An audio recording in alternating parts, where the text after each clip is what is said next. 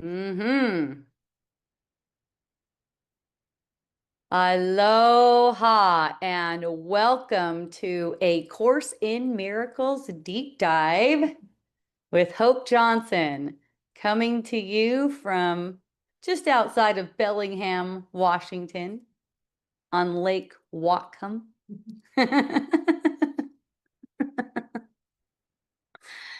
We're going to be going over chapter 3. We're starting chapter 3. It's called Sane Perception.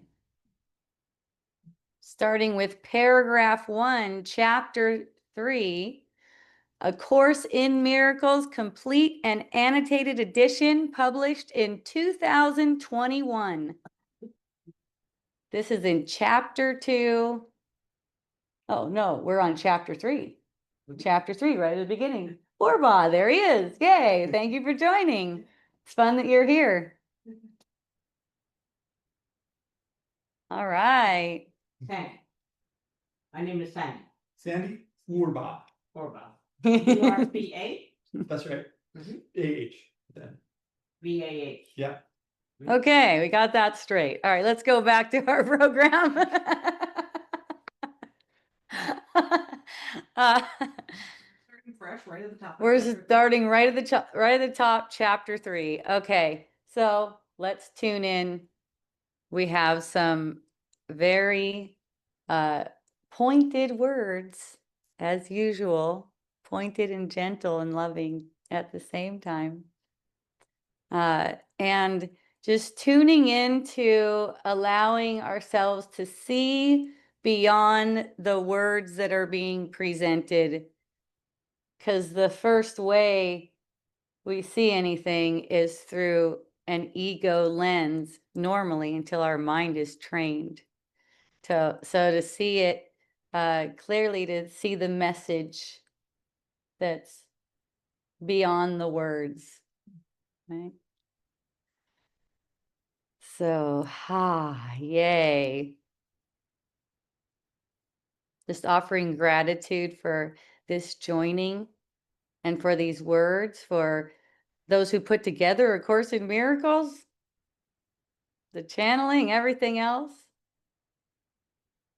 Gratitude to Jesus for walking this with us every step of the way, for endless patience, for endless love. Yay. Let's go.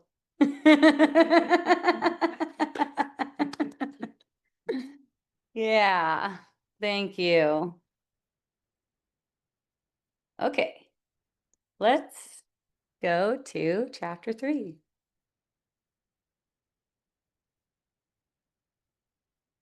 So the whole chapter is called Sane Perception, basically, as opposed to insane perception.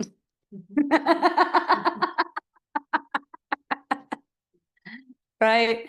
So, this is showing us how to see clearly. That's what sane perception is, clear perception, meaning we're looking past these automatic triggers, patterns that are blaming, that are keeping us locked into certain dynamics, playing out certain dynamics. You notice how you see the same dynamics playing out with person after person after person.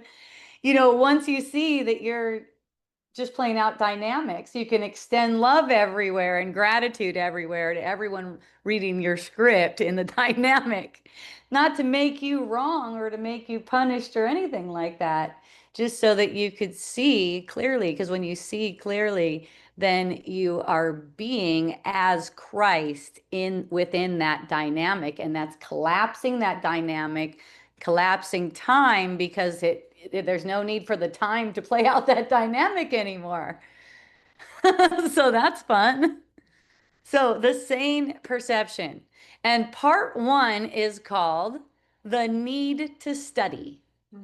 Isn't that so fun? The need to study. Yeah. So let's get into that. Sentence 1.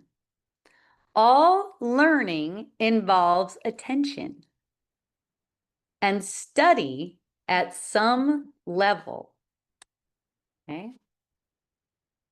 all learning involves attention and study at some level. So here he's really reframing study itself as part of healing. Right? We've all studied so much stuff, right?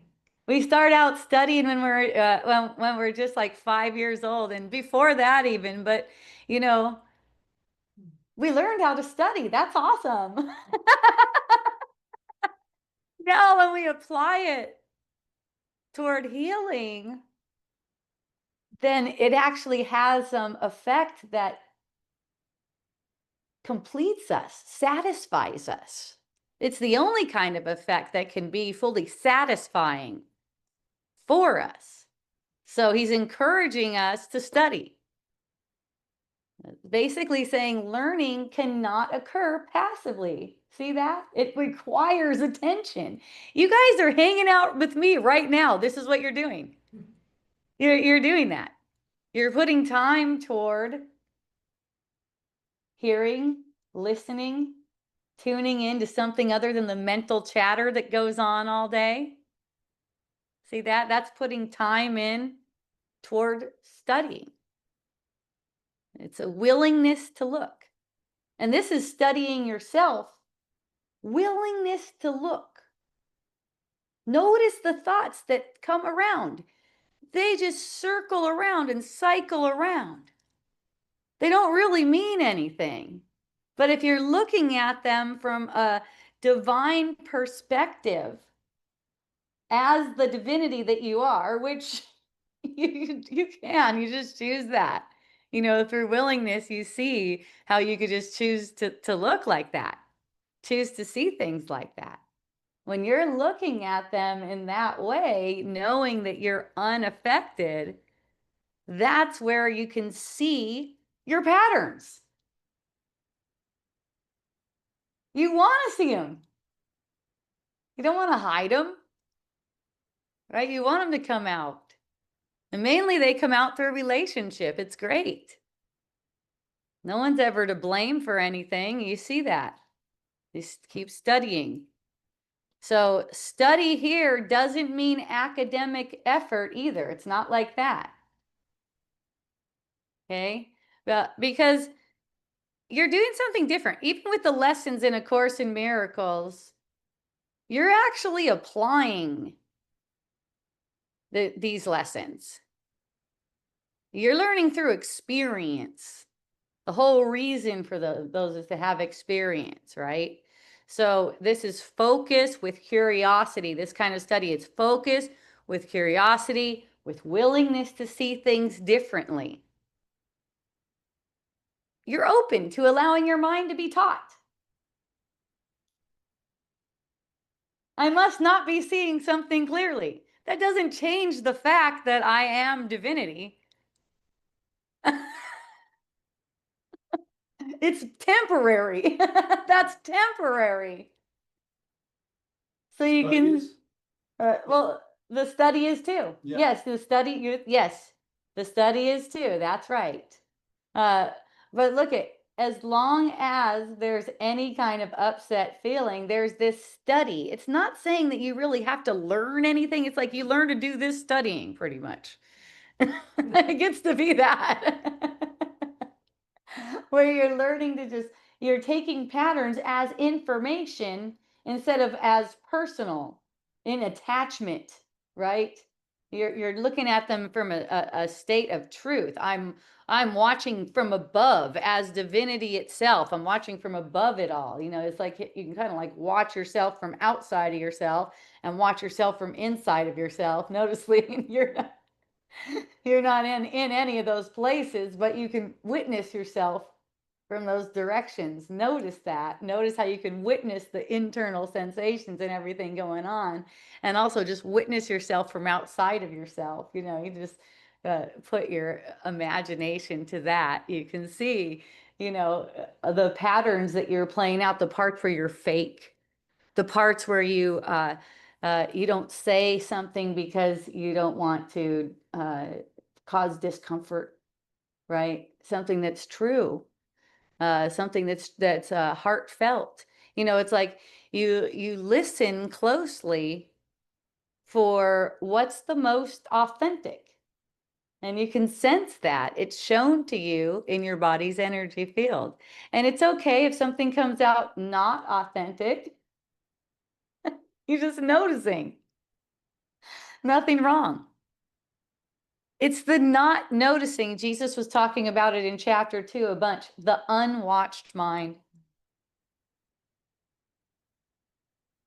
Not noticing because of trying to protect a self-image from your own awareness.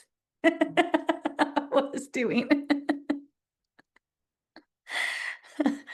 So every time your perception shifts, it's preceded by a moment of listening, opening, looking like that. Every time there's any shift. So that's why there's the need to study in this way.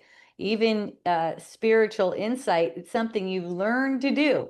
You learn to have spiritual insight. You learn to see in that way and open up in that way. So, and it's always asking, learning is always asking for engagement with the truth.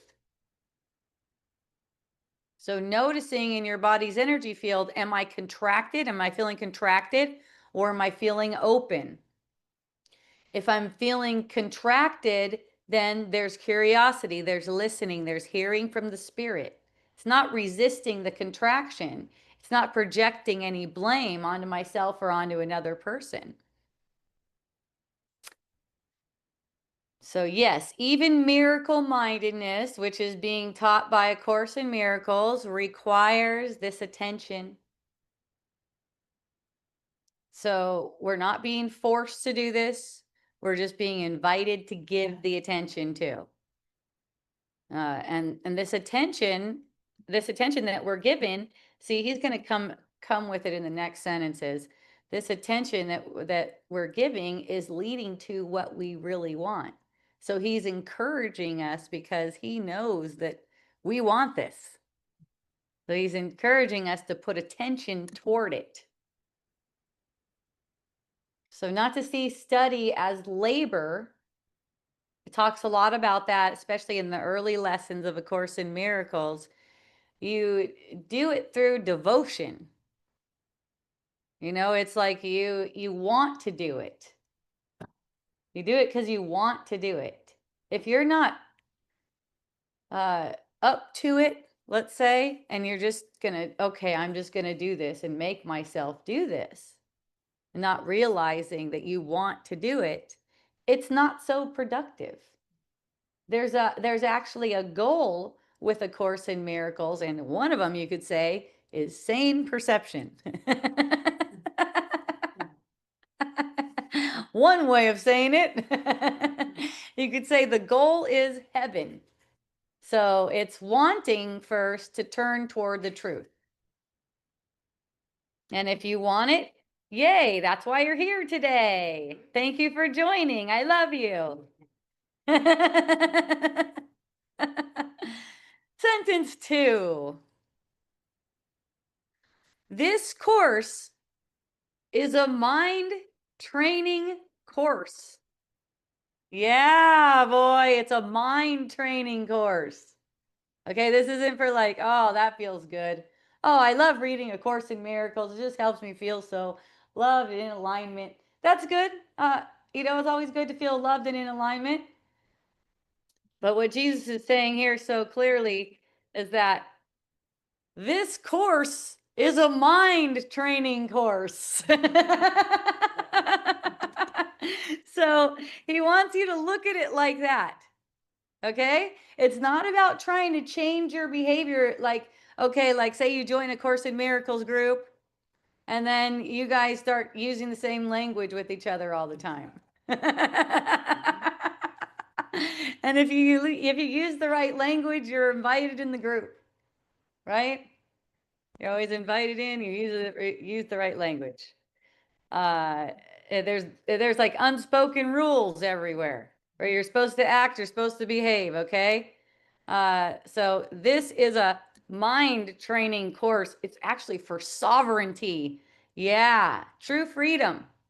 Not about changing the world, although it does have that kind of effect. It's about training the mind. Yay. Training your mind what? One of them is to see that everything that seems to happen out there is not coming from out there. Okay? It's actually the result of how the mind has been trained. So this is mind training to counteract mind training that already occurred. It's going to undo that mind training that you've been given over millions of lifetimes, all based on and extrapolated from the thought of separation.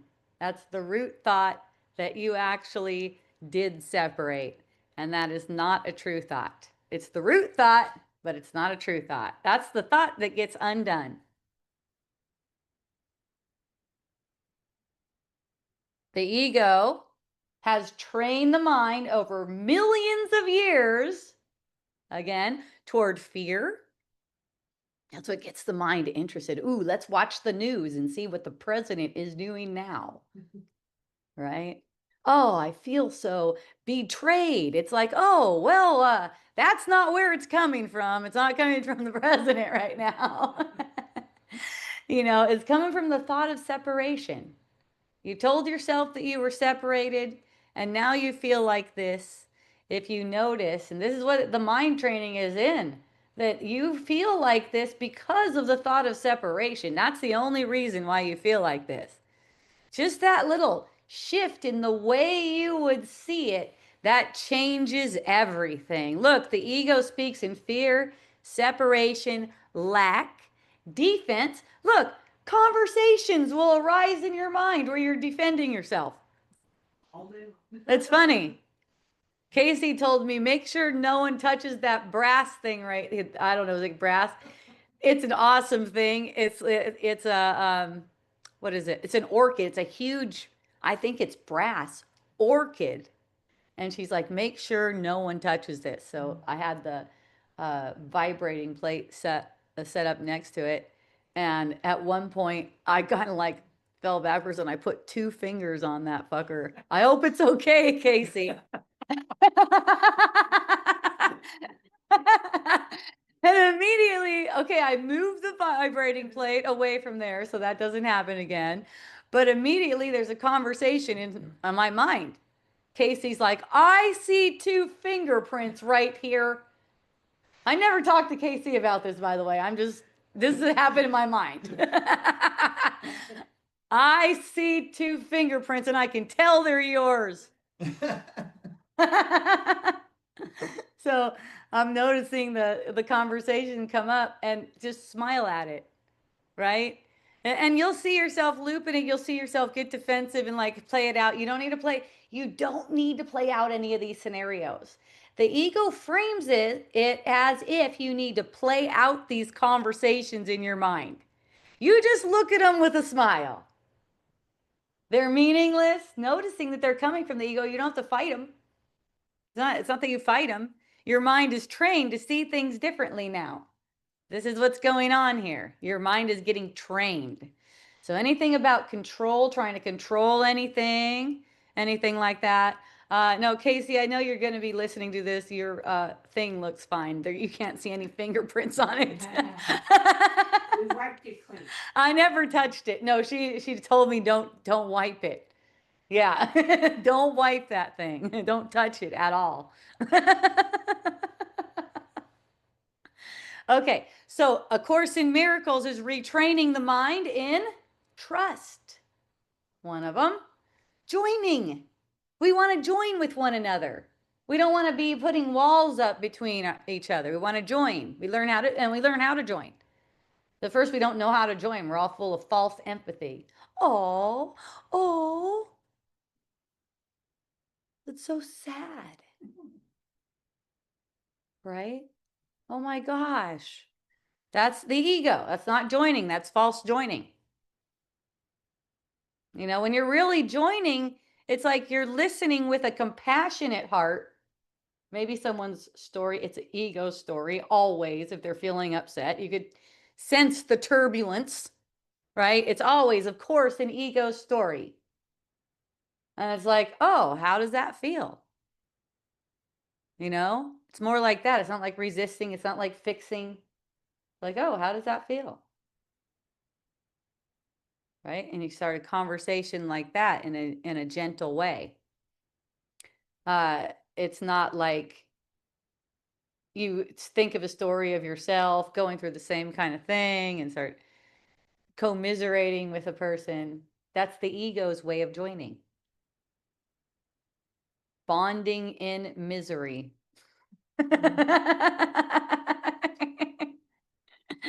It's also abundance, training the mind in abundance, right? It's so used to seeing lack. Perfect safety, right? Nothing real can be threatened. Nothing unreal exists. Innocence, perfect innocence. No one ever does anything. What a blessing. And love, of course. Seeing that all love is the love of God. It's God's love. There's no separate special love anywhere. So the mind, it's great. It remains as God created it. Your mind cannot be stained in any way. One of my friends told me she has ADHD now. I go, good. That's good. Let everyone know you don't fit into this world. You have proof right here in this piece of paper. I'm gonna go take. I'm like, I'm gonna go take that test. I'll probably get the same thing, or maybe more. Who knows? Right here, I don't fit into this programming you have here. But even if you seem to have a brain injury, anything like that, your mind is beyond your brain. It's all powerful. Don't use that as any kind of excuse, any kind of apparent decline or anything like that. So the workbook is not about philosophy. The workbook is about experience. That through this experience, your mind is reconditioned at the level of perception. So where you're perceiving things, your mind is being reconditioned because you're joining with truth within a perception. You're not being disciplined by A Course in Miracles. You're being re-educated in reality. So this isn't so that Jesus can control your mind. Although, man, it does seem like brainwashing a lot of times in there. Say this 50 times a day.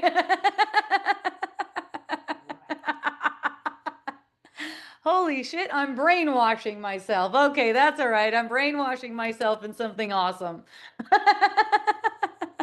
True. Yeah. I've already been brainwashed, so so Jesus isn't trying to control our mind. He's bringing us to freedom. He's leading us to freedom because that's where our freedom is, in sane perception. All of us being one. So when the mind is trained in truth, automatically perception becomes sane. Fear loses all credibility. This is why the mind training. And love in every situation just becomes obvious. Who you are. Who you are. That's the thing. No perception touches it. But you can believe that you're touched by perception and make your beliefs very powerful to make it seem like you are. That is still only a choice. To see that you are not affected at all by your perception. Take responsibility for the way you feel. Hooray! Woo! All right. Everyone ready for sentence 3?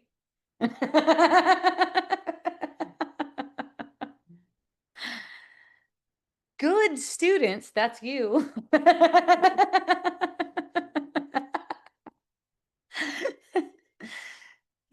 It's kind of like Jesus is talking shit the next few sentences. It's pretty fun. Good students assign study periods for themselves. Are you a good student who would assign study periods for yourself? You know, in A Course in Miracles, it's asking you to do that for a year. You're putting, you're taking this time to study, right? And of course, you could do it longer. You know, it gets to the point, like I could say from my perspective, I first did A Course in Miracles in 2014, and I've done it 3.5 times. Plus, I've done the reading and contemplation for a whole year. That was the 4th time. Uh, but what I notice is spontaneously, I enjoy the material. I also like to read A Course of Love, different materials on how the mind works, so I can notice my own cues and also cues in other people. So naturally, there's as long as there's a sense of being here, there's a desire for study. It's like to see as the Holy Spirit sees is something that we have to focus on with curiosity and allow ourselves to witness ourselves. Some of these patterns are behind major defensiveness, and the defensiveness makes us blind to them. So that's why good students assign study periods for themselves. So this is about your own volition. Do you want to be a good student? That's what a good student does.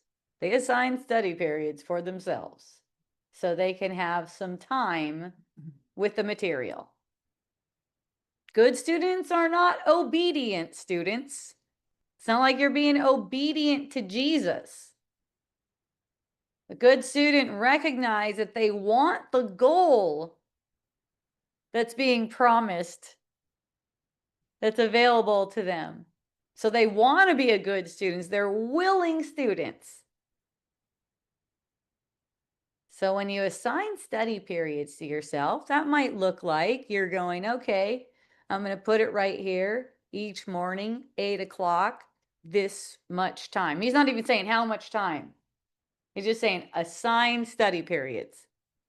When you're doing A Course in Miracles, it tells you when to do those assignments.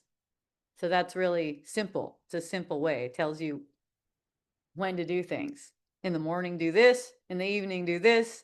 And you're basically what you're doing is you're looking at things differently. You're practicing experientially to look at things differently. So when you assign a study period for yourself, you're signaling to your own mind that you value this training. See? It's like, hey, I value this. This is something I want in my day. You're making space in your mind for correction through your interactions. Perhaps you're going, and you know, at some places in A Course in Miracles, you're looking at the interactions. You're kind of looking from beyond the interaction that you're having, and you're studying yourself. You're studying the patterns. See? It might look like that too, assigning study periods. Okay, when I go over here, every day I go over here and I have an interaction with this person. Okay, I'm going to look at that and notice what the tendencies are. Maybe the conversation is the same every time. Notice where you're being pulled by patterns and into patterns just to behave and react in the way that you've been conditioned to, right? And you'll start to see yourself having more fun because you'll be able to be more authentic and not play into all these niceties that people play out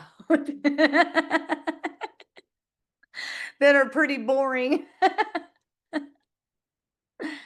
So you're making space for correction and you're choosing to listen more consistently. These are the signals you're giving to your mind when you put aside time for study. Okay?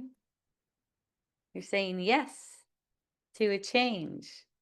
And this doesn't have to be about any rigid schedule.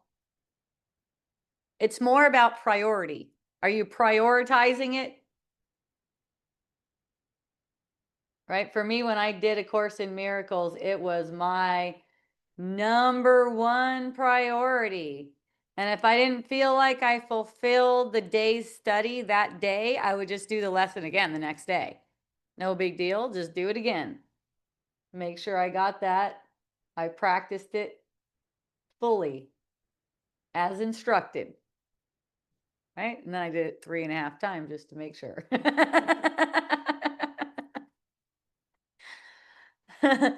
Whatever your mind values, that's what it's making time for. People tell me they're busy. Okay, they value busyness. That's what they're making time for. You do that. You make time to be a caretaker, whatever you're doing, whatever you put priority on.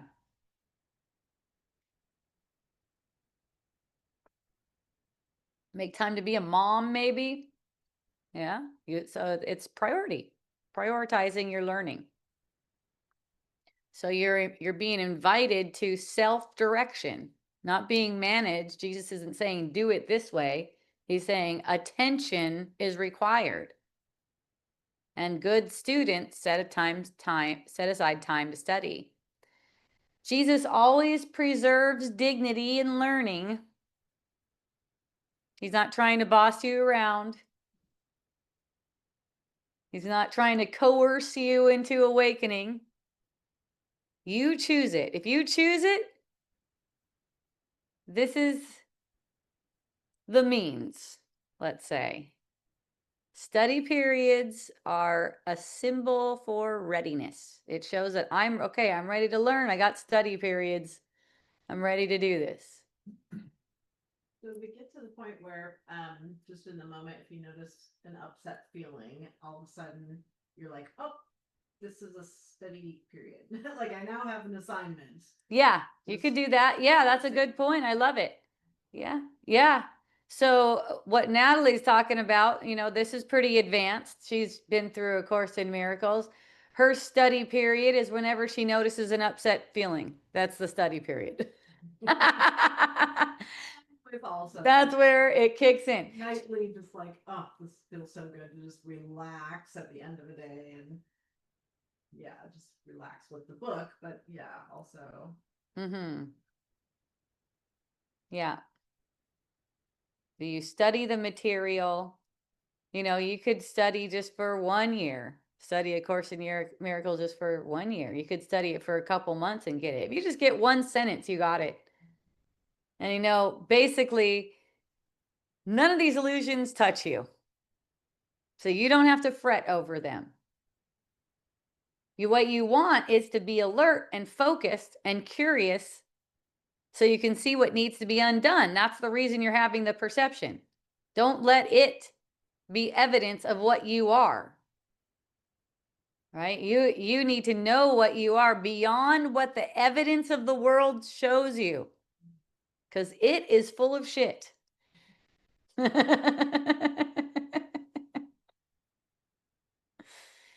This is about choosing truth deliberately. It's a desire for sanity. When you're desiring sanity, of course, you want to be a good student, right? I'm done with insanity. I'm done with insane relating, insane dynamics, sense of neediness, sense of lack. It's like when you'll take those senses that you don't like, that's good, definitely good. Recognize, I don't like this feeling. Take those senses that you don't like and recognize, okay, there's something to see here. This is a pattern. See, learning gets you to that point, doesn't it? See that? Learning gets you to that point.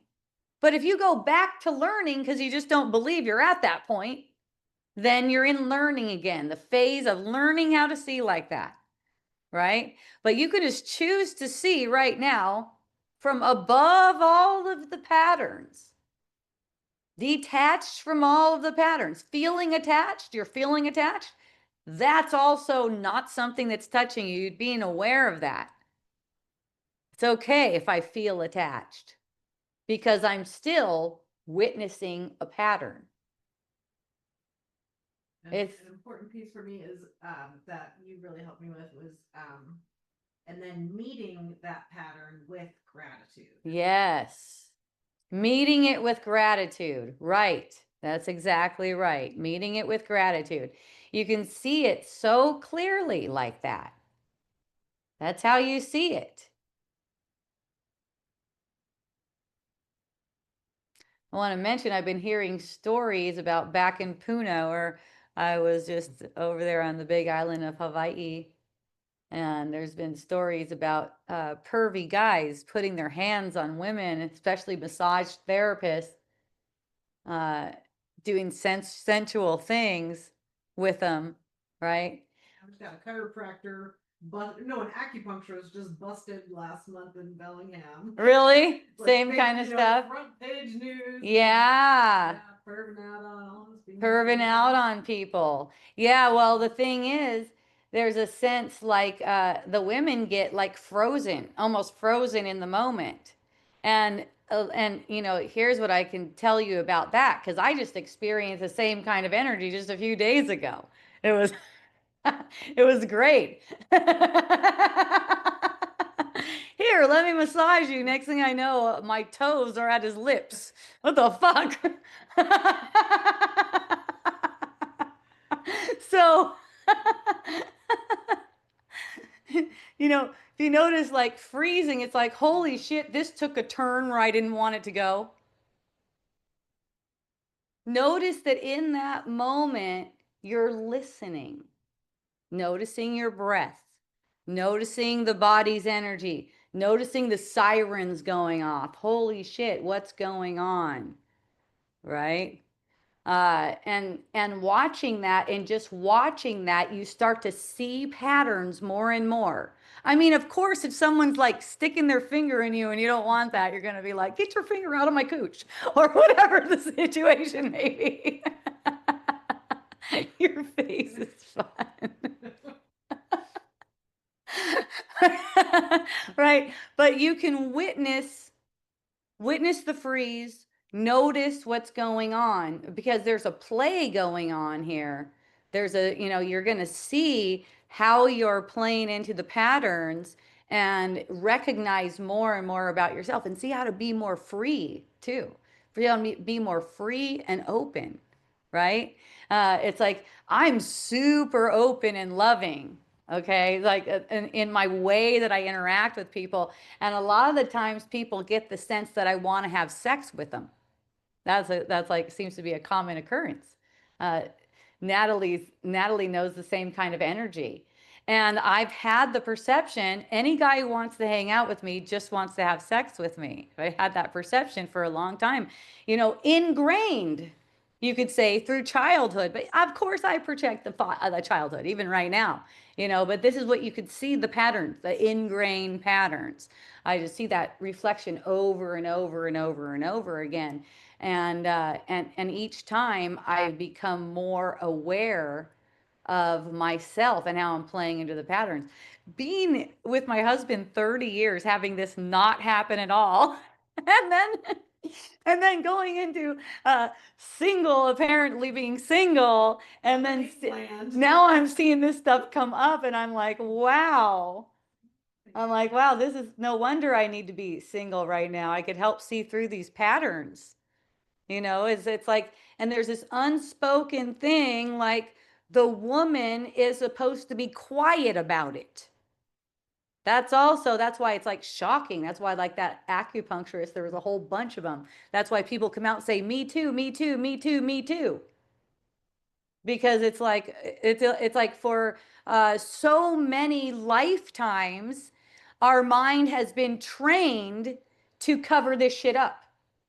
Okay. Yeah, one of the gals in the news story, she was a regular client for many years. Uh-huh. So she was putting up with it. She was putting up with it. Yeah, just kind of playing into Uh-huh. it. But here's my question is this whole idea of like a lot of time, well, I don't have a choice in my actual behavior. You know, when people Yes. are playing out these dynamics, and sometimes I sense this with my boyfriend where I'm like, I have no idea why I'm saying this to him right now. It seems really mean. Right. Other than I just must need to come out so he has an opportunity. Well, you're not saying anything to him. Yeah. See that? It's all self-talk. Okay. You're not saying anything at all when you're talking mean. When you know you're talking mean, you're not saying anything. Right? It's just self-talk. That's all. So, I know what you mean. I know what you mean. You're like, the shit coming out of my mouth Yeah. does not mean anything right now, but it's still coming out of my mouth. Yeah. Right? So what I'll do is I'll let the person know once I can, because we don't have a choice in what comes out of our mouth.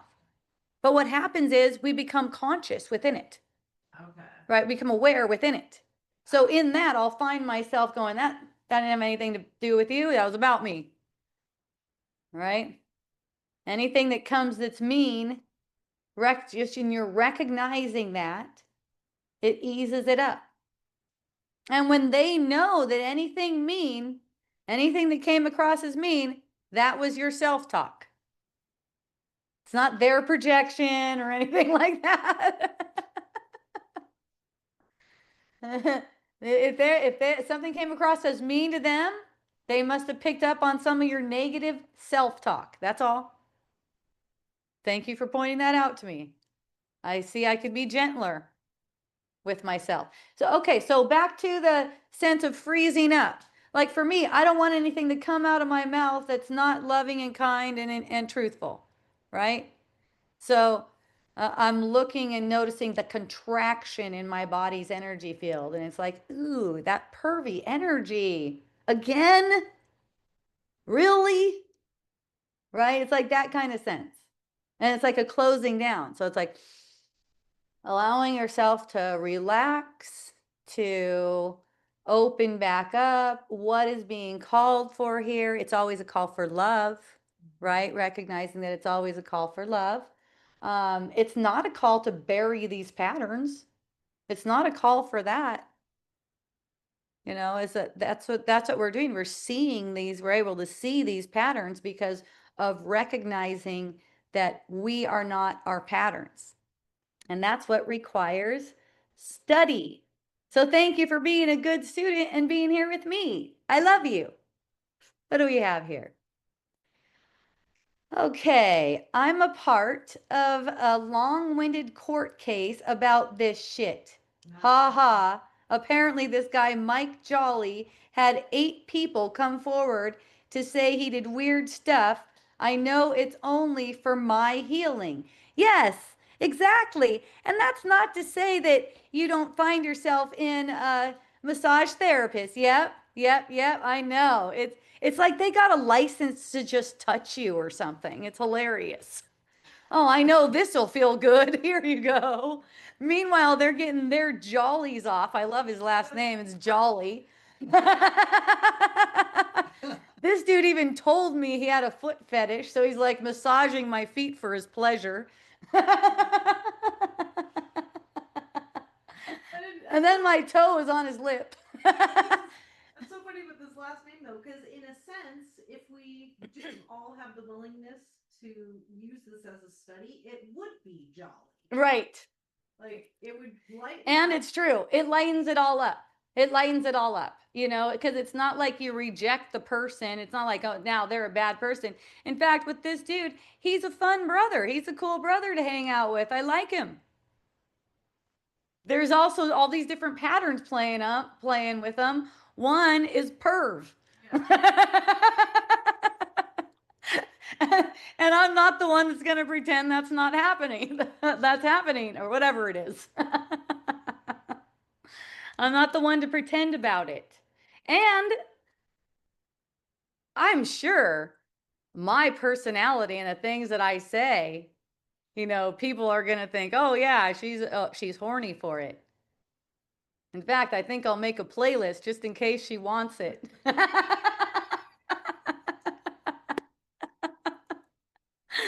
would be saying I love how everything's like everything's orchestrated so fun and funny. Yeah. It's hilarious. But even now, I think too that it's somehow your behavior when really it's the underlying pattern. Like we're more sensing these unspoken patterns. That's It right. just feels irresistible Right. to play into it because, gosh darn it, that actually is where the salvation is. Right.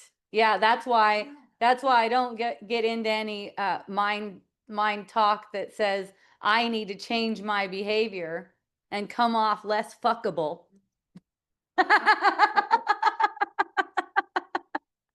that's not what it's at. I'm a pleasure-filled organic and orgasmic being. Yeah. That does not mean you have permission to touch me too. Isn't that fun?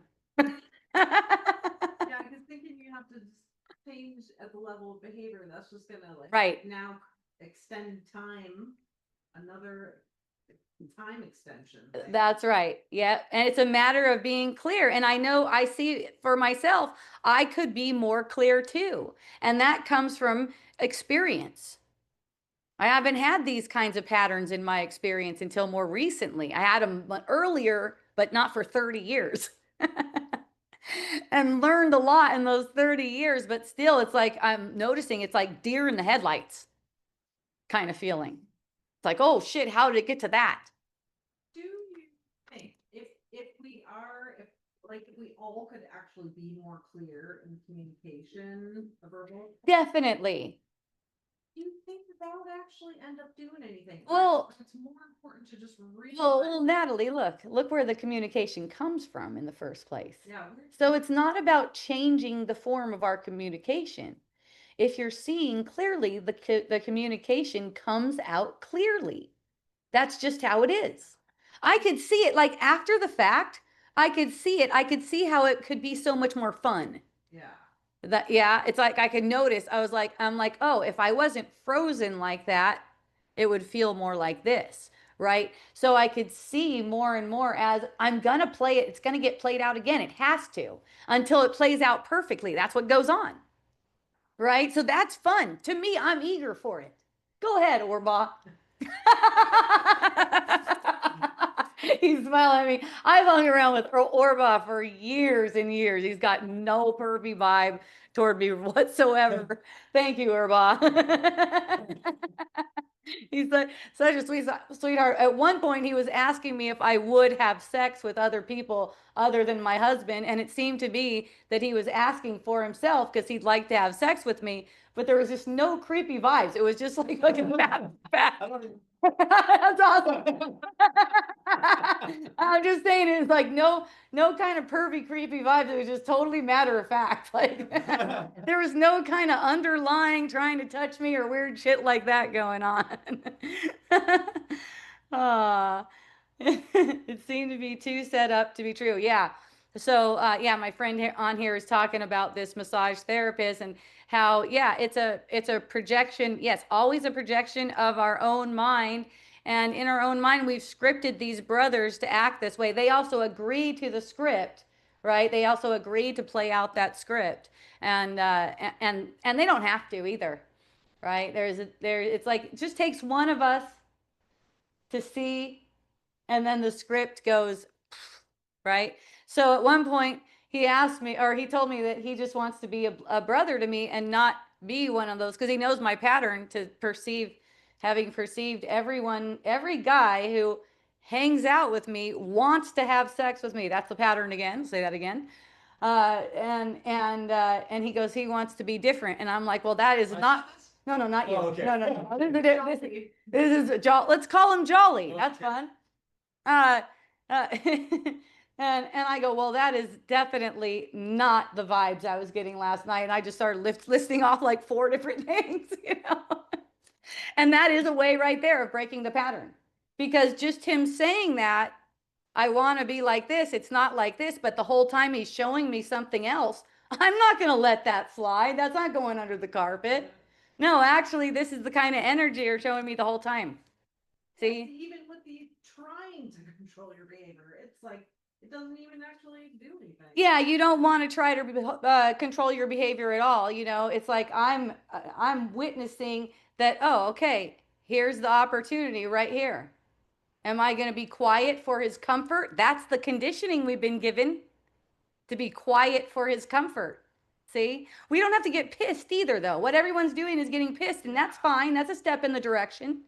It's fine. It's good. Because at least they're talking about it, right? It's a step in the direction. And then we go past that and we go to joining with our brothers, right? So we're not pissed at them at all. We're just reflecting what's true. This is what it looks like to me. It's fun how they can't help it too, and they just play it out. It's like, aw, oh my gosh. Starting to see that more. Yeah. Because it's so lightening up. This guy knows, and this guy knows I talk about everything on Wisdom Dialogues. I talk about all my interpretations, all my perceptions, all these things. Still, it's like it just can't be helped. And it's true that these things are orchestrated just so we could see through patterns.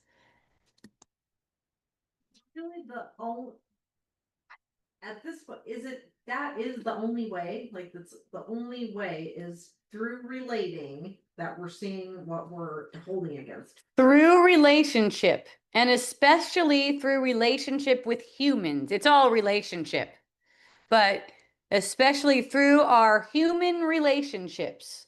And don't worry if you feel hermity and you don't get out much and see a bunch of humans. Don't worry, it's your lessons are coming. You'll interact with the right amount of humans at the right time, right?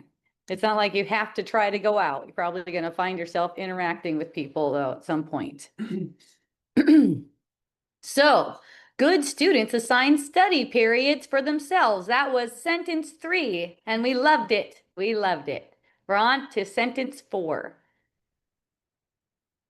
However, okay, they assign study periods for themselves. Then, however, since this obvious step may not have occurred to you, and since we are cooperating in this, I urge you to make the obvious assignment now. So the assignment is making time to study. That's the assignment.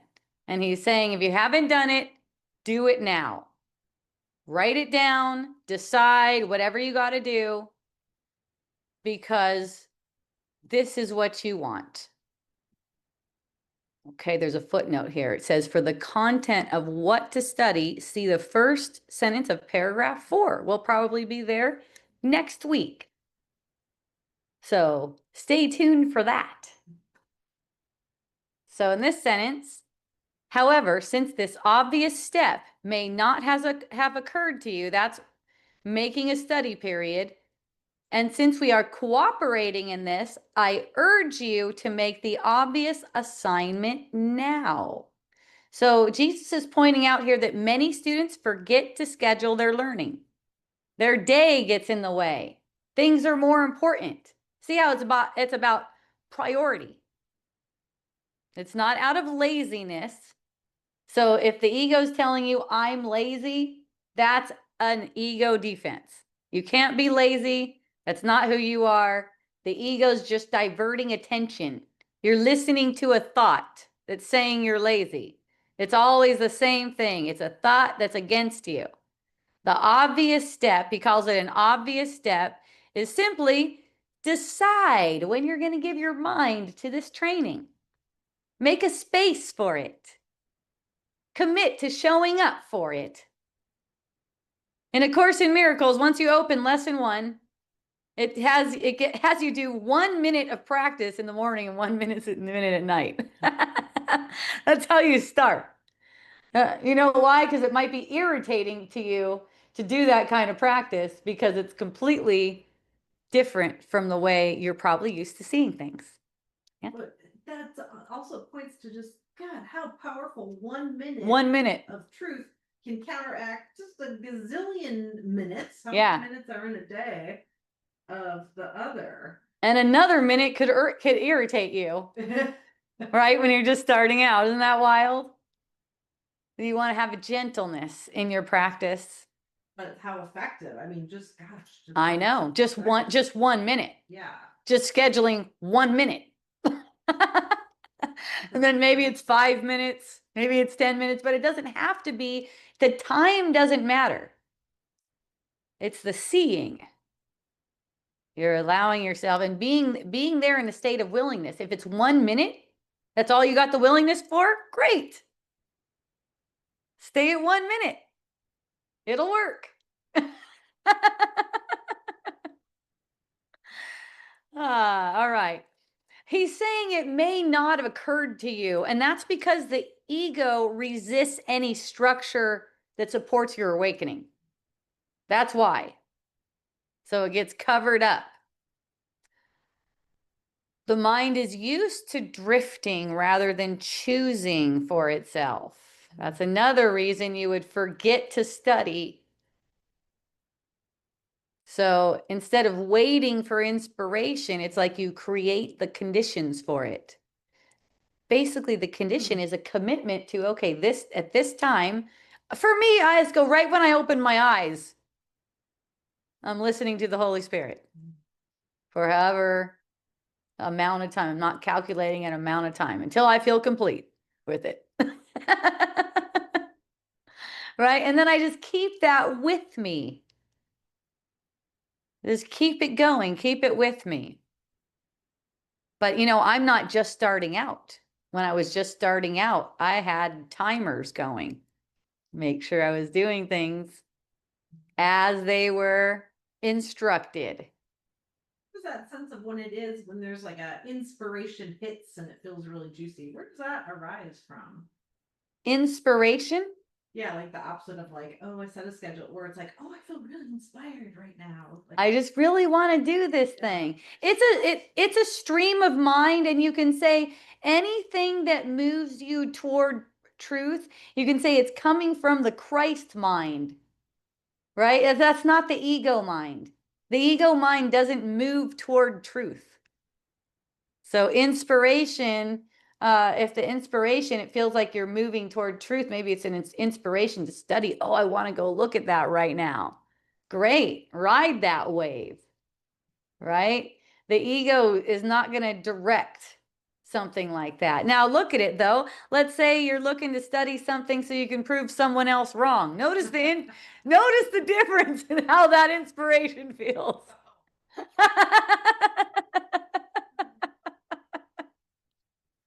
You know how when you're studying and you're thinking about how someone else needs to learn what you're studying?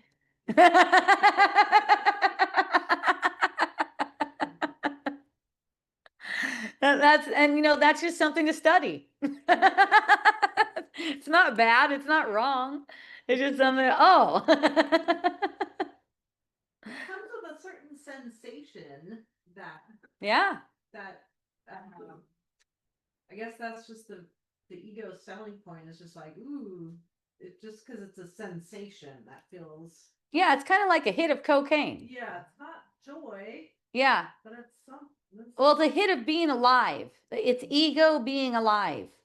The only way the ego knows how to feel alive is through separation, conflict, judgment, anger. So it's like we get a little hit. See? It's addictive. It's addictive, right? Yeah. It's like people watch the news. I think people know now that the news is fake, right? It's kind of like wrestling, pro wrestling was, Yeah. right? Like everyone was so entertained by it for a while, then they realized all those dudes were just gay fakers.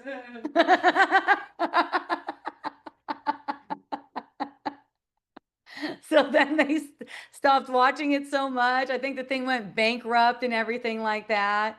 The same kind of thing is happening with news too. Lots of them are going bankrupt and stuff like that because people are seeing, oh, this is just a device we set up to get a little hit of this. And just like pro wrestling, none of this shit is meaning anything. It's just all spun, right? And it's like look, just notice, like for me, I found myself reading the news. I kept reading the news because I saw this and I go, I just want to check that out.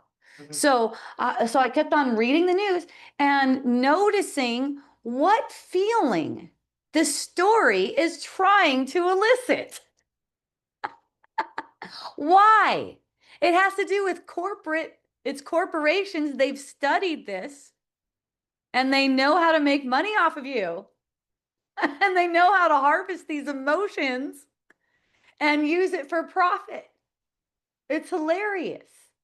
So I'm watching and I'm just seeing more as I'm reading the news and I'm watching what feeling, and I'm just becoming more and more neutral until it wasn't interesting to me anymore.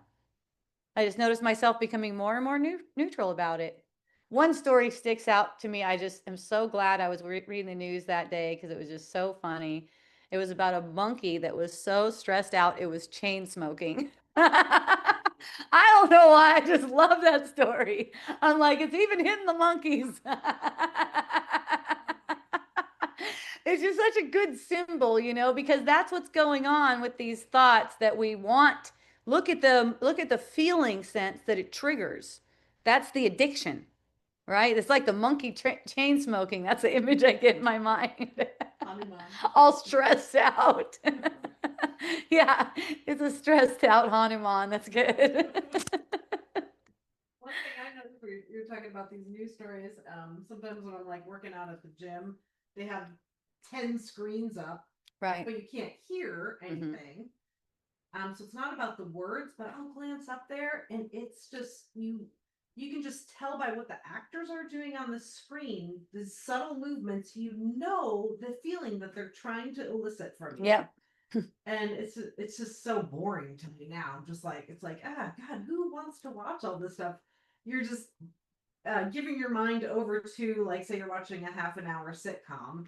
You're literally giving yourself over to it's so Conditioning. scripted. Yeah, it's conditioning. You know how the episode is gonna go before it even starts. Yeah, if you're like, pull on this heartstring, something's gonna happen. There's gonna be resolve.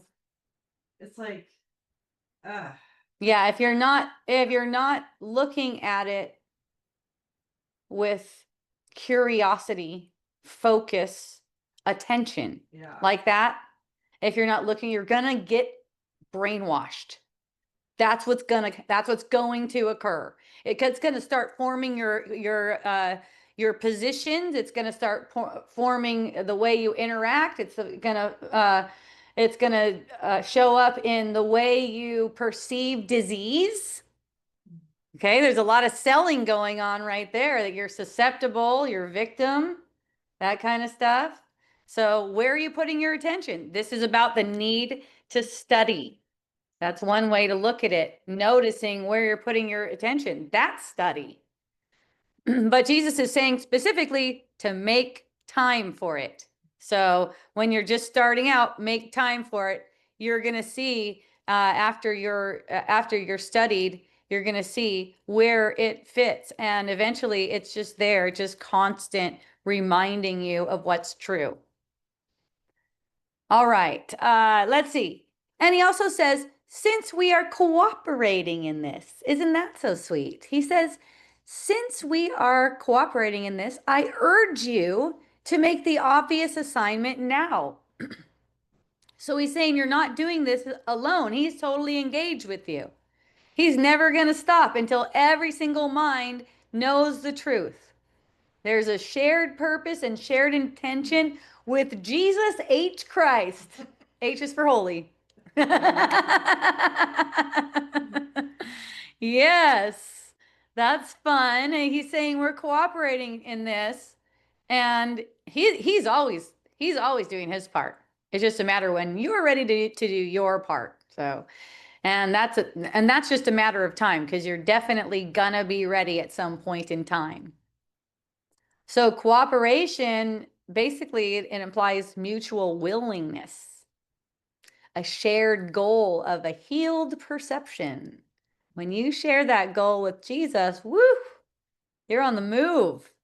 He's urging you. He's not commanding you. He's urging you. He's still respecting your freedom, but he's strongly inviting your willingness. You know why he's doing that? He talked about it in chapter 2 about this being a celestial speed up. and he needs us to get released from fear quicker than we would be expected to under normal conditions. So it's like step up to the plate. And that's because, That's because we were, let's say, the people, the consciousness of the earth was losing, in his terms, losing more than we were gaining in terms of making it take longer for us to undo what we made than it took to make what we made. He's saying this took millions of years, and currently you're set up to take longer than that to undo it. We want to drastically collapse time. Because we do. Yes, yes. So there's a celestial speed up in place for probably a couple hundred years. And it just started, I think he said around the 60s or something like that. So that's just started in terms of time, because that's not that many years in. Whatever. Okay. So he says, make the obvious assignment now. He's saying, don't delay your learning. He wants you to do it. He's like, this is it. If he has your ear right now, if you're listening to this, he's saying, don't delay, give it a place in your day. If you haven't done that already, give it a place in your day.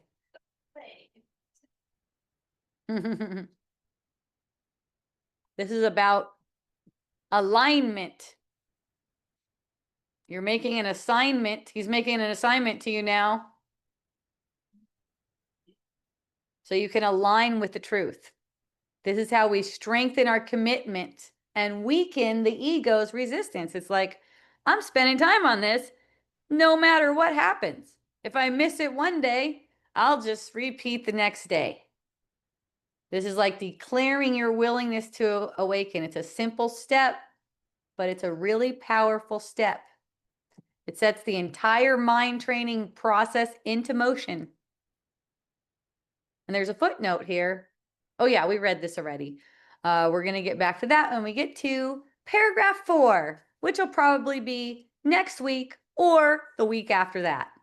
Actually, this week, because I'm going to be doing another ACIM deep dive on Wednesday. And then on Sunday, I'll go back to Wisdom Dialogues next week. Yay. All right, sentence 5. Let me just check on you guys, see if you have anything. Aw, I love you too. Thank you. Okay. You may understand the need to study this course, yet still not realize that many of the problems you keep being faced with may already have been solved here. See? So you may understand a need to study if you want to get this, but even beyond that, this course solves your problems. Or it reveals to you that your problems are solved, let's say. So understanding the need to study is one level. The other one is realizing the effect. When you realize the effect, you become super motivated. What? All my problems have been solved? This course is going to reveal that they're all solved? Wow.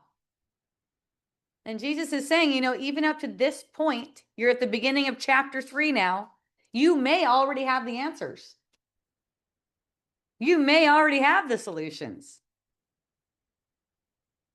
You're right. Sometimes I'll sense into that with certainty, and it's like, holy cow. Yeah. This is legit. Like, but then you sort of drift. Yeah. Like you drift back, but yeah. Oh man, when you get a glimpse of just how you can have certainty in that. Whew. Yes, and that's the thing. You do already know. For most of you, you already know. If you don't already know, that's okay. It's coming. But he's saying in this sentence, you may already have the answers. You may know this already. You may already have the clarity. You just don't realize that you can apply it to your specific problems. and be released from these apparent problems. You may not recognize that yet, is what he's saying. Okay, here's many of the problems that seem to recur. Relationship conflicts, pervy vibes, one of them I just talked about. Feelings of lack. Notice each time your mind drifts into money. Notice what you're doing at that time. You might see a pattern where the same time you go wash your hands at the sink every time, or the same time you're at a particular red light, and that just lightens the whole thing up for you. It reveals that this is a pattern. Start to notice more. Oh, interesting how I would make myself feel lack right now. Where am I? What am I doing? Just like kind of like look around and go, oh, all right, noted. It lifts it. It really does. Any kind of confusion, right? Self-attack, worrying. These have already been addressed by this point in A Course in Miracles. This has already all been addressed. The ego just keeps on recycling the same problems. And like we went over in chapter 2, we're afraid to look because we're identifying with that voice. When you don't identify with that voice and recognize it doesn't even touch you, that lifts the fear to look. It's fearful in there. Jesus said it's the source of fright. Those are his words in chapter 2. The source of fright. See? But when you recognize it's not you, it never touches you, you can look with this courage that comes from source, knowing that you're still the Son of God. You're still as God created you.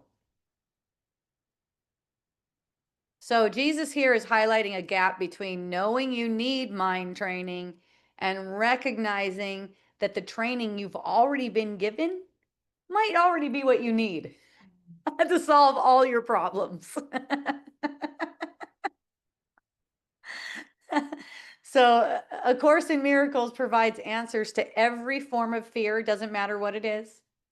There's answers in here. It reinterprets every situation. It doesn't matter what the situation is, especially now it's reinterpreted the sex for us. We didn't have that before. In the expanded version, now we have it. We went over it mostly in chapter 1. That's where it was mostly coming up. Let's see. So your mind may be asking questions still to seemingly outside of itself, and the answers are already there. So look within for the answers because you've already learned. It's just that there's these defensiveness, and it's okay to look without for the answers too. He's just saying, you probably already have these answers. You're just learning how to see them. All right. So this is study helps you with experiential recognition. That's important, right? It's setting up these 2 times during the day, how it starts out. It's setting you up so that this comes across through all of your experiences. It's kind of like the truth infuses more of your experiences throughout the day. So this sentence is reassuring us that we're not lacking guidance. We're not facing any unsolvable problems. It's what it's saying. Okay, the Course has already solved whatever seems to be troubling you.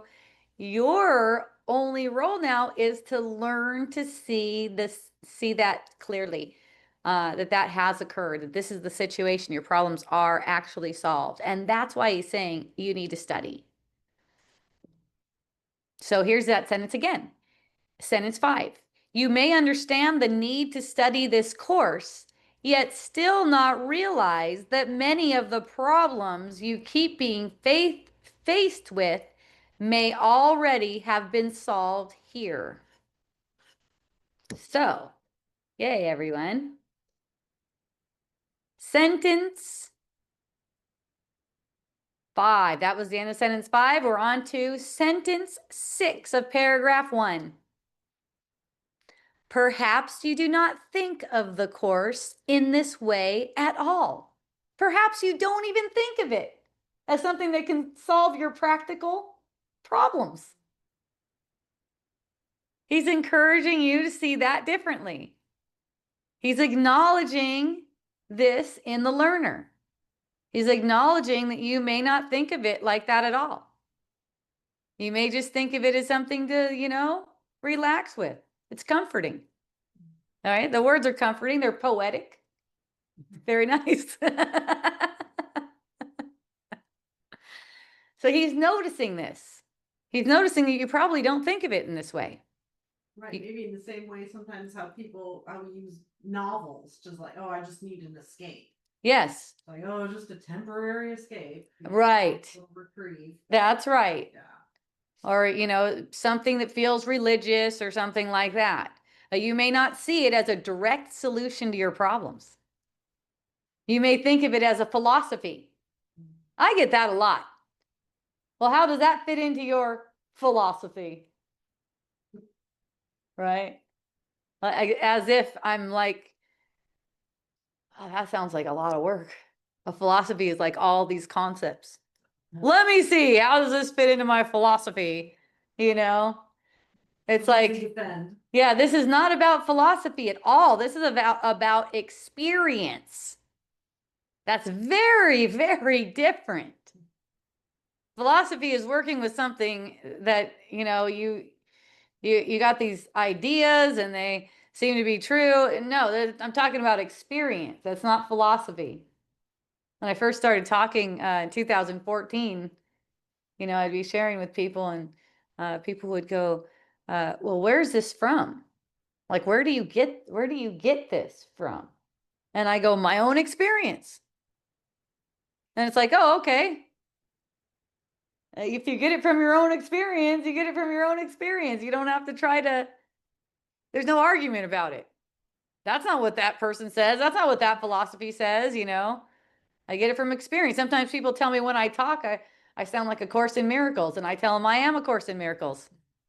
Can't see that. You hang around with me, you don't need the book.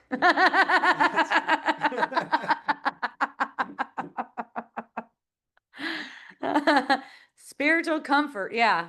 And that's fine if it's used for spiritual comfort, but that's not really what it's about. It's really to bring you all the way to perfect peace.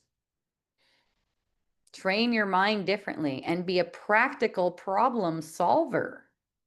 So this is an invitation to reconsider what A Course in Miracles is actually about. A problem solver. How about that? It's also something beautiful to read. It's also something meaningful to reflect on. It's also something that feels true. But it's a problem solver, practically. It hasn't necessarily been seen as something that already contains the solution to all of our struggles. We don't need to have any of them. So Jesus is saying, you probably don't recognize how immediately applicable this is to your life right now. You might not trust it. You might not trust that your conflicts are addressed here in this course. And he's also saying, that's okay. He's not rebuking people. He's including you. He's not pressuring you. He's not shaming you. He's freeing you. The only way you would be able to see that is if you relinquished the identity you currently hold of yourself. It's sort of like the step first is like, my identity isn't what I think it is. Yes. So that would be the only way you would be able to accept this. Right. Well, it's also teaching you how to shift your identity. It's teaching you how to see, well, not shift your identity. Your identity is the same. It's where you see your identity. Do you see yourself as an ego, or do you see yourself as divine presence? Right. So this is a course for shifting the way that you're seeing. So when you know how to shift the way that you're seeing, which really happens pretty early on, it's just that people don't follow through with it. They don't actually use it. They believe the conditioning of the world. I've heard many times, especially from men, that all men are like this. They're a bunch of pervs who don't have hard penises past 60 years old. Who don't have hard penises past 60 years old. Right.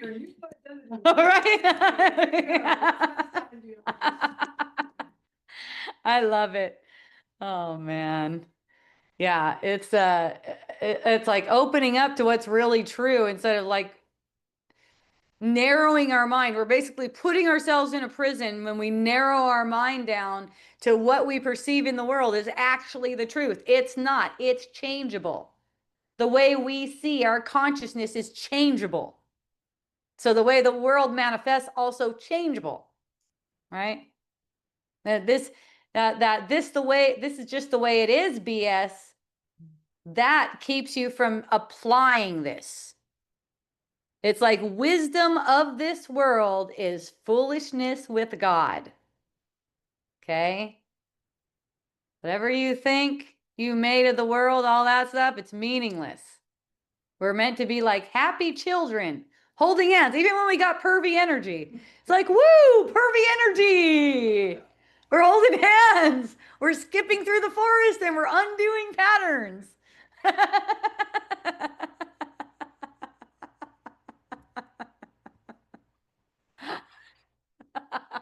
It's not meant to be hard. It's really good to know that you're hopeless.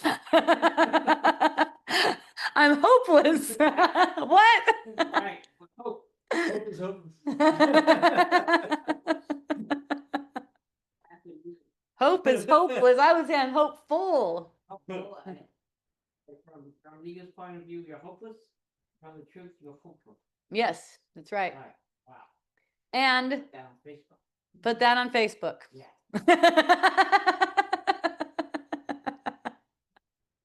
That's it. All right. So this is where A Course in Miracles moves from being admired by you to being trusted as the key to all your problems, the answer to everything. All right. That's what's being encouraged here. Thank you for looking at it like that. Yay. All right, now we're getting into mental retardation. This is fun. One of the most fun questions our sentences in A Course in Miracles. I've had so many insights off of just this sentence, seeing how it can be applied so many different ways. So we're up to paragraph 2, sentence 1. Again, we're in the complete and annotated edition. Finish sentences 7, 8, and 9. We were just on sentence 6. Are you having sentences 7, 8, and 9? Yeah, Okay, let me see what's happening here. that's interesting. In the purple? In the Yeah, purple book? it's a purple. Okay. Hold on a second. It might be, I might have mislabeled it. Paragraph 1, sentence 6. There's 6. Yes, I did do sentence 6. Perhaps you not think of it Yeah. this way at all. And then I have a sentence 7 after that. You're right. Nice. It is sentence 7. You're right. I just have it labeled wrong here. Okay. So that's what I have. Or perhaps wait. No, I don't have that. Okay, so actually, okay, so let's look at it. I do have it here. I just didn't have it in my notes. Okay. Thank you for that. No problem. Good. Sentence 7. Or perhaps you do from time to time. So the sentence before, perhaps you do not think of the Course this way as a solution to your problems. Okay? Or perhaps you do from time to time, but then think the answer is probably in here and do not look it up. It's way easier to look it up now than when Jesus spoke this in the late 60s. By the way, if you got Kindle, you could just look up words. If you have AI, you can upload the whole book and ask AI to find it in there for you. So now you can really, you can look at it. So he's saying, perhaps you do think of it as a problem solver from time to time, but then you think the answer is probably in there and you don't look it up. So again, these are the ego defenses causing you to not look it up. The ego is saying, uh, uh, no big deal, you've got this. And Jesus is saying, hey, if yeah, if you hey, yeah, if you're Jesus is saying, hey, if you have a question, you could look it up. The answer is in there. You could just look it up. Ask the question. I'm saying now with AI, it is just way easier. You could just type your specific question in there, ask it to answer as Jesus from A Course in Miracles. You can even upload the book to it if you want. Do you have to, does it not know about the book? It does know about it pretty well. Okay. But all of it, so it has it right there. I give it the PDF. Yeah, I give it a PDF like right in the chat. Yeah. So you can look things up. But the ego would say, no, it's okay. You already got it good enough. You don't need to look it up. It's like when you look things up, you get these aha insights. Doing this for years where I would just be like, oh my god, something's going on, and I'd be like, it's gonna randomly open up. That's where, And sure shit, it was as if it was speaking directly to that situation. That's another thing you can do. Yeah. You can just randomly open the book when you have a question and it'll answer you. It really Okay. well trips me out sometimes. Okay, so it's a very specific mental habit that he's pointing to here. He's saying you think the answer is probably in here, but don't look it up. So in here, he's talking about he's talking about it's personal to your thinking mind, memory, logic, self-reference, past learning, egoic reasoning. It's like in here, in Jesus is saying you sometimes realize you don't understand, but instead of actually asking Jesus or looking to the source, it doesn't necessarily have to be in the book. It could be Jesus or the source. But instead of asking, you assume the answer is already somewhere inside of your existing thought system. So this goes along with study, right? When you have a question, look it up. So you don't look it up, meaning you're not genuinely asking, you're not pausing, you're not open for the correction. So just noticing that. The habit keeps the mind closed while it's appearing like it's open. It feels like I already know this, or I'll figure it out later. That whole arrogance thing. Yeah. Or let me think about it more. But notice if you have an upset feeling and it's about a situation or anything, you need help. You could just ask Jesus. That's another way. But he's talking specifically about looking it up in A Course in Miracles when he's talking to Helen and Bill at that time.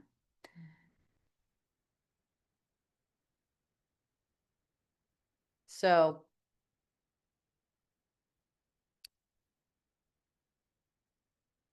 Jesus is pointing out here that you don't understand your own mind, but you still try to act like you do. See, the belief that your insight can be self-generated. You're already attuned to thinking like the ego before you get this mind training. Once you get this mind training, it's different. Turn right to Lake Whatcom Boulevard. He's saying when you notice you don't know, you retreat into yourself. He's saying to ask, look, and receive, not retreat into ego thoughts.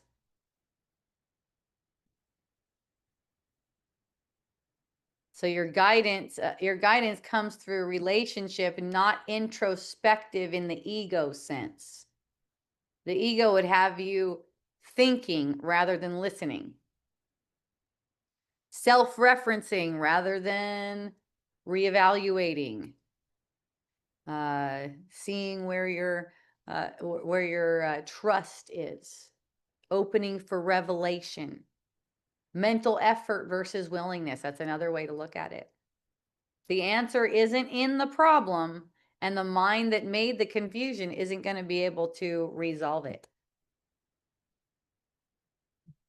That's a really important point. The mind that made the confusion will not necessarily be able to resolve it, because it loves this confusion. Right. speak on it like a pariah. Yes, that's right. The ego mind loves confusion. So when you notice confusion, you don't need to run away from it. Notice you're contracting in the body's energy field. You're projecting a contraction. Notice that. Be present for it. Be in a listening state. All right. So that sentence again, or perhaps you do know from time to time, but then think the answer is probably in here and do not look it up. All right, sentence 8.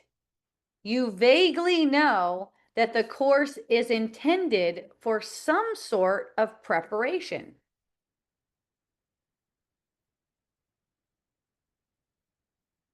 Vaguely. He's not saying you don't know it. He's saying you know it without clarity, without specificity, without a commitment to knowing. You vaguely know that this course is intended for some sort of preparation. So you sense it's going somewhere. You feel it's not the course. Doing the course isn't the destination itself, right? That's not the destination itself. It's a means. But you don't let the fact reorganize how you relate to A Course in Miracles. So let that fact, right? You vaguely know that the course is intended for some sort of preparation. So you let that fact that it's intended for some sort of preparation reorganize how you relate to it. Information, it's treated as information, philosophy, spiritual improvement, something to understand rather than training of your mind. And that's how to see it, as training for your mind. Preparation for what? Jesus deliberately, looks deliberate, doesn't say yet. At this point, the mind isn't ready to hear what it's being prepared for, apparently. If it's too early, the ego might fantasize about it, turn it into a goal, try to achieve it. He's simply saying some sort of preparation. So it's keeping this emphasis on process. So sentence 7 expose the habit of thinking the answer is in here and not asking. Sentence 8, you vaguely know this is preparation, yet you're still relating to it as if it was self-contained system. That's a mismatch. See, if something's for preparation, it requires practice, it requires guidance, it requires not knowing, willingness, rather than claiming mastery, right? Willingness. The ego prefers, let me understand the course. I'm going to study it a lot. Let me interpret it correctly. Let me see how advanced I am. But Jesus is saying, you already know this isn't the end point, so stop treating it like the end point. So let A Course in Miracles function like this: a loosening of your certainty about the world and even about A Course in Miracles. Let it loosen up so you can know and express the Holy Spirit's certainty, the voice for God. Let it function as a training in your listening. You're training your listening. Let it dismantle your reliance upon ego self. So this is showing, studying is basically letting yourself be trained. Understanding is letting yourself be prepared.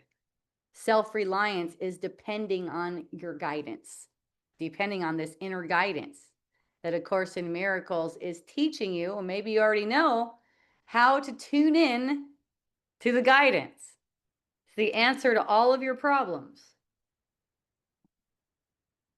And then Jesus says in sentence 9, but are you prepared?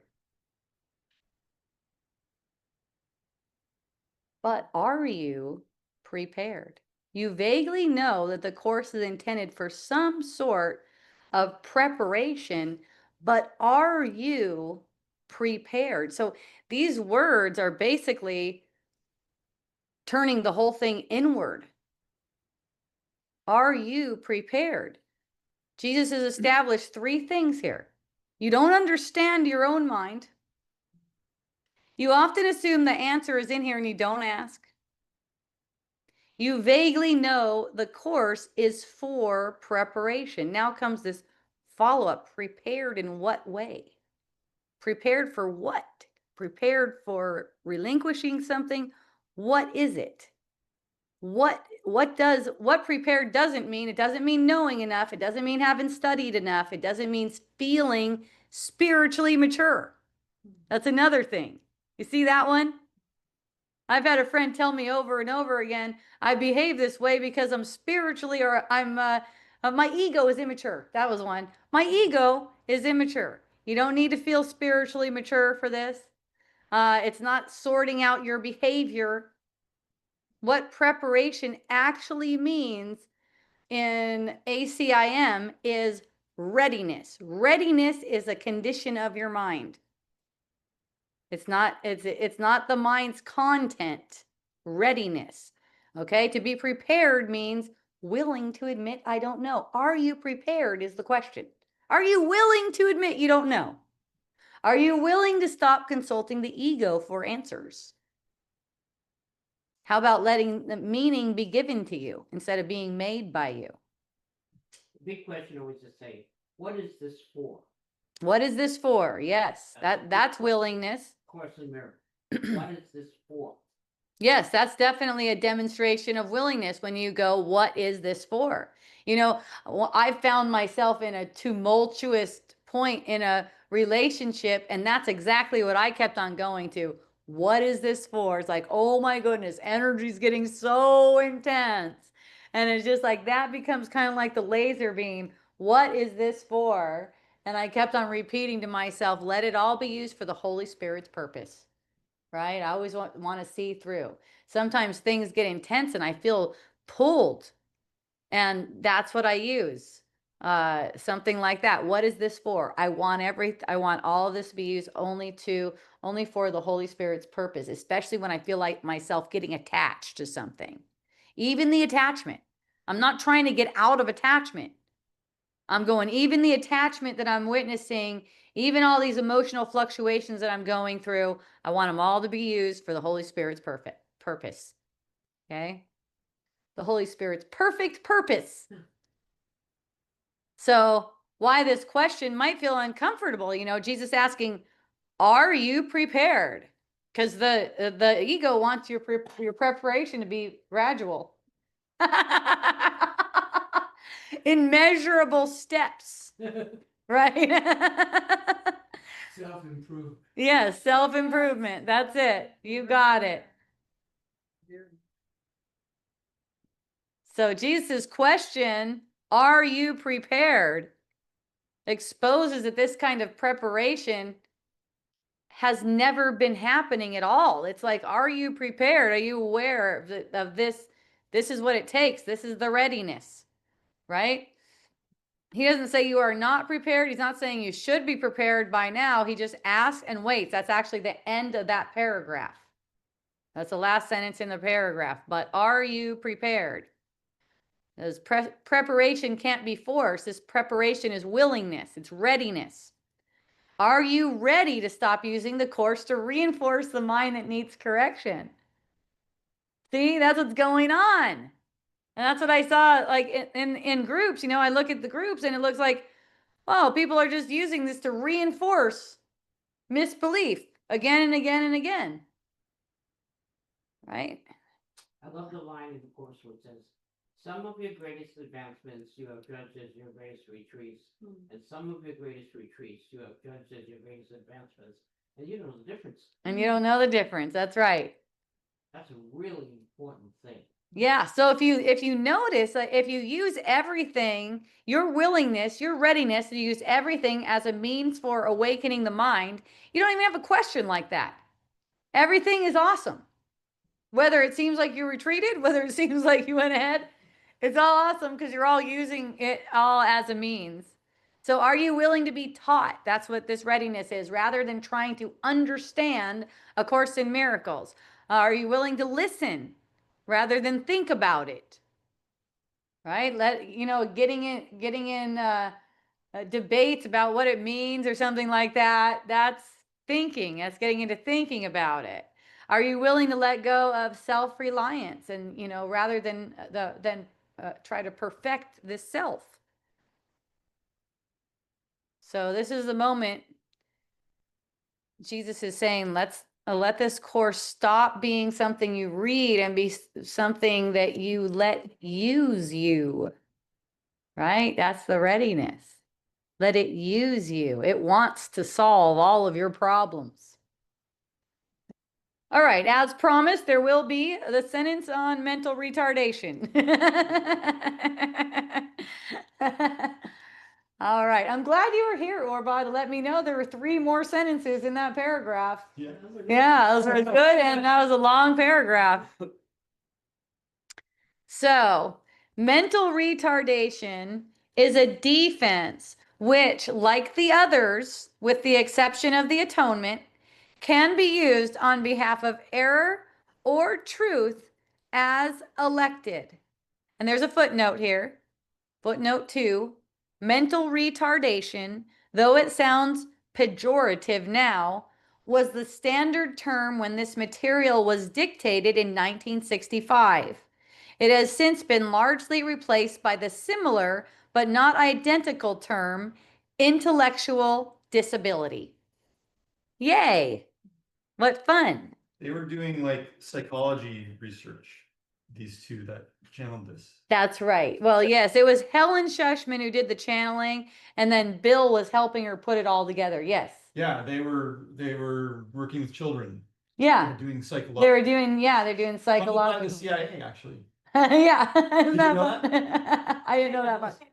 It was they were academic researchers doing psychological research on children when Helen Schuckman channeled this course, and they were funded by the CIA amongst many others. I mean, many psychological researchers and various scientists were funded by the CIA, but they were one of them. I went to the City College of New York and studied in the Columbia School of Psychology. Is that where it was? Yes. Yes. And I was underneath them while they were writing this course. Really? Correct. I was there. Wow. Yay. That is fascinating. And my parents were working for the CIA. Yes. Is that- Yes. My parents were not at the CIA, yes. You know, there's an amazing movie about how they created the force, and it shows the story of Helen Schuckman in her vision in a dream where she's going down a river and she's in a gondola and she gets out at an ancient cave and there she sees the Torah and the voice says to her, "I love this movie. I have it. Do you want us to read the past? Do you want to read the present, or do you want to read the future, or do you want to know?" And she answers the right answer, which makes her the channel of the course. I want to know the present. Nice. Yes, I remember that. She would not have been given the voice. That was the key. How she got it. Yeah, we went over that in chapter 1 or 2. There's actually a cameo on it. Yeah, there's a cameo in the back of the book with that story. Yeah. We went. Must be able to access it then, Oh, yeah. because I have it right in front of me here. Yeah, you'll be able to. Yeah. Yeah, totally. Oh. All right, back to what we're doing here. Sentence 2, or sentence 1 of paragraph 2. So Jesus is using this language of the 60s, but the principle is the principle. Basically, any kind of mental distortion, whatever it's being called, right? He's saying that this identification, mental retardation, it's not a condition of the body or the brain. It's a defense. It's a maneuver of the ego to limit understanding. In A Course in Miracles terminology, defense means a strategy to protect the ego. It's a way of obscuring the truth. Or you could say a veil placed over awareness. It's a resistance to correction. So this sentence is reframing what the world calls limitations now, right? As choices, not conditions of form. It places all seeming incapacity in the domain of decision. When you look at it like that, it's different. It's not like some poor soul, right? It's that every ego defense can serve either fear or love. That's what he's talking about the election here. See? The election as a choice. Right. Saying mental retardation is a defense, which, like the others, with the exception of the atonement isn't like this, can be used on behalf of error or truth as elected. So we elect whether to see that ego defense on behalf of error or truth. See, it's our election. Can I ask a question? Sure. So it's talking about a defense, and that this defense, mental retardation, is like the others. All the other defenses. All the other defenses. But then in parentheses, it says with the exception of the atonement. Right. Is that a defense? The atonement? Yes, the atonement is a defense. Yes, Jesus says it's a defense. That's right. Okay. And it can only be used for love, you could say. Only be used for love. Yeah. So the atonement is revealing your innocence. Yes. That's why it is a defense to the world that's set up to prove that you've lost your innocence. So you need a defense, and this is the defense, the atonement. It never fails. Wow. Yeah, isn't that beautiful? I knew you'd like ACIM deep dive.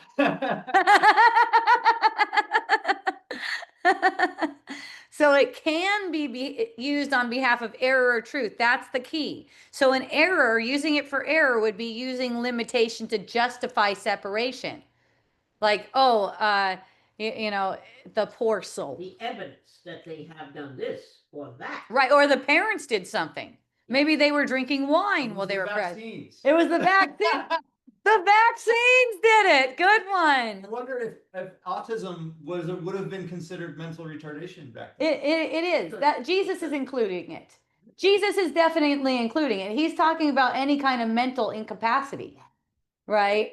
So he's saying that he's putting it back into the realm of choice. Okay? So he's saying, you know, you guys, you know, beforehand, the next sentence I think goes into beforehand, you chose this. And it is an ego defense. That's what it is. And it could be used on behalf of error or truth. You elect it each time. So another error is believing the mind is damaged. The mind is never damaged.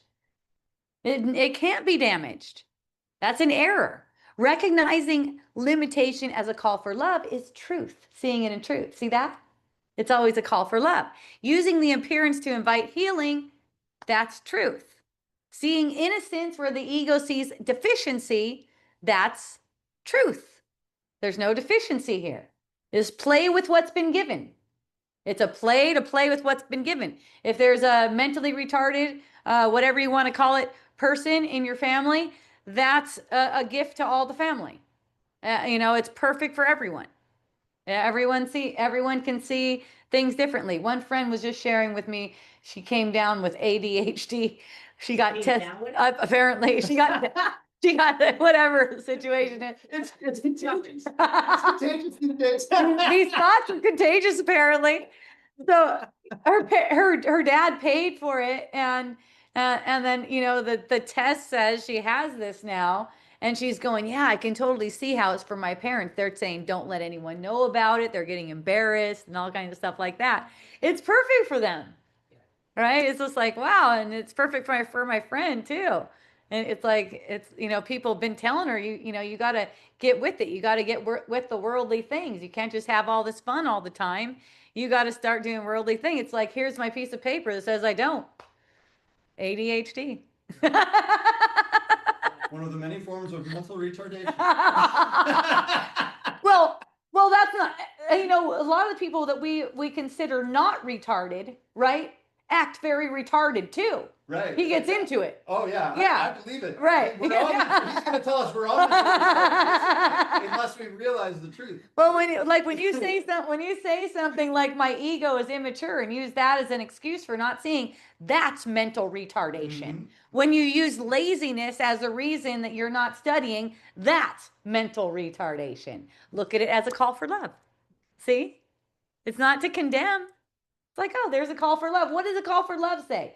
That thought that says I'm lazy can't possibly be true. That's hilarious. That's just a defense to avoid studying. What fun.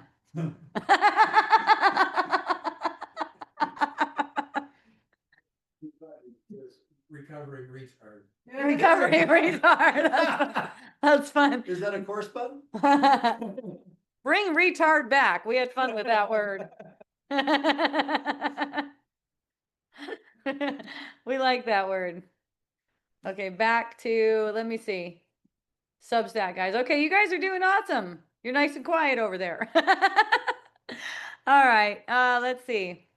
To be tardy, retard. To be tardy, that means to be late, right? It's like just continually, oh, I'm late. Yep, I'm late. yeah, you're slow. You're slow to process things. Late. Yeah. But we're recovering. Or you're processing things wrong, so to speak. So the mind's interpretation is really what matters. That's what's being said here. The mind's your interpretation. People ask me, why does this thing keep on happening over and over and over and over? How are you interpreting it? That's why. That's the habit. Once you see, oh, it's my interpretation that's habitual, the actual illusion as far as form, it's neutral. The thought about it, that's not neutral. It's either fear or love. That's the interpretation. So a seeming incapacity can shield the ego when used to avoid responsibility for thought. That's the example I just gave. My ego is immature. And I identify with that fucker too. That's why I'm saying that. Wait till you have a mature ego. Yeah. Yeah. Well, yeah. When's that going to happen, right? Or you open the mind to gentleness. So you're either avoiding responsibility for your thought, or you're opening your mind to gentleness, humility, awakening, willingness. It's so much better than being in this prison of thought that says, I'm this and I'm this and I'm this. Here's why I'm not studying. Fuck that excuse. It doesn't mean anything. You're just using that excuse as a defense. When you see it doesn't mean anything, you're gonna watch your devotion come up.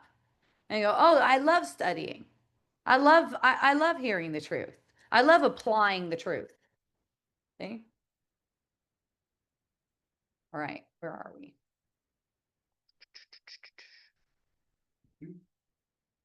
Yes. So every defense can be turned toward awakening, Jesus is saying. With the exception of the atonement, it's up to your election whether you would use it for awakening. But every ego defense, every limitation, everything, there's a part, I think it's in A Course in Miracles or the Bible, something like that, where it says that your weakness is his strength. When you'll see that limitation as being meaningless, that's where the strength comes in so strong. So every limitation can be reinterpreted. Nothing the ego made is ever beyond the Holy Spirit's use. This is placing healing within your reach, because even what appears to be totally fixed, it's still open to reinterpretation. It's still subject to your choice at the level of mind. So it's teaching that defenses are not sins. They're not, nothing's wrong. Ego defenses, it says, I'm lazy, for instance. It's not a sin, it just doesn't mean anything. That's all. They're misdirected energies. And they get repurposed when you elect to repurpose it. You just notice that's a call for love. That's not a truth about me. So hooray, everyone. Thank you for joining. Next time we'll get back to sentence 2, paragraph 2, sentence 2, in chapter 3. Yay. Part 1, chapter 3. Whew, that's a lot. All right. Yay. Well, I'm excited. Thank you. I'll be back on, I'll be back just 2 days from now to do the next. You say Tuesday now? Or Am I? Wednesday? Oh, no, it's 3 days. Wednesday. And that is Christmas Eve, Is it Christmas Eve? Yeah. Okay, I'll be back on Christmas Eve from 3 to 5. from 3 to 5. That's right. I'll be back on 3 to 5 with the next part of this. So join me Christmas Eve and we'll have a Merry Christmas together. Yay. And visit hopejohnson.org if you want to check out all things Hope Johnson. I got lots of free resources on there. These videos and audios get uploaded through there. You can have access to my Substack, my writings, and you can donate there. Yes, I'm basically living off donations, apparently. So if you'd like to donate, please go to my website. If you want to do it a different way, just reach out to me on my website. It should be pretty easy to make monthly donations. You can donate as little as $10 and of course, as much as you want. Yay, I love you. Thank you for joining. Mahalo, aloha, and a hui ho. Yeah.